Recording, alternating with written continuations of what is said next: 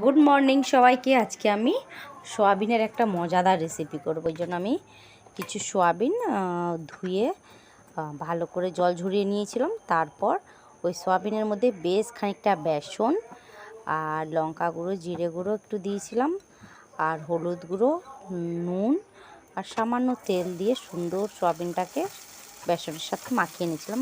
মাখিয়ে 5 মিনিট রাখলেই হবে। তারপর কড়া গরম করে আমি ওই সোয়াবিনটাকে ম্যারিনেশন করা সোয়াবিনটাকে ভেজে নিলাম।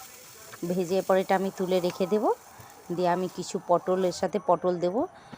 ওই জন্য আমি কিছু পটল কেটে রেখেছিলাম, 2-4টা মতো পটলগুলো ছোটো ছোটো কেটে রেখেছিলাম। সেগুলো নুন হলুদ দিয়ে মাখিয়ে নিলাম। নিরামিষ, এটা সম্পূর্ণ নিরামিষ করব। নিরামিষ দিনে একবার করবে, দারুণ লাগে খেতে। দিয়ে আমার পটলটাও ভাজা হয়ে গেছে। এরপর আমি ফোড়ন দেবো। জন্য একটু সামান্য আরেকটু তেল দিয়ে জিরা, তেজপাতা আর শুকনো লঙ্কা ফোড়ন দিয়ে আমি 2টো আলু কেটে রেখেছিলাম ছোটো ছোটো করে।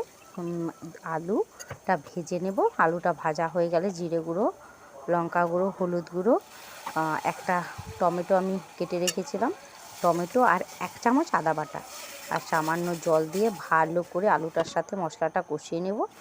কষানো হয়ে গেলে মোটামুটি আদার কাঁচা গন্ধটা চলে যাওয়ার পর আমি যে পটলটা ভেজে রেখেছিলাম, পটল আর সয়াবিনটা এটা দিয়ে আরও কিছুক্ষণ কষিয়ে নেব। আমি এটা একটু গ্রেভি করব। ওই জন্য আমি এটা একটু জল দেবো।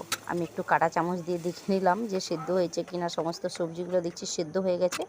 পরে 1-1.5 বাটি মতো জল দিয়ে আমি এটা ফোটা পর্যন্ত অপেক্ষা করব। ফোটার পর তোমরা চাইলে এর মধ্যে একটু গরম মশলা দিয়ে নামিয়ে নেবে। দেখো একটা থকথকে গ্রেভি ভাব হয়েছে। এটা খেতেও খুব সুন্দর লাগে।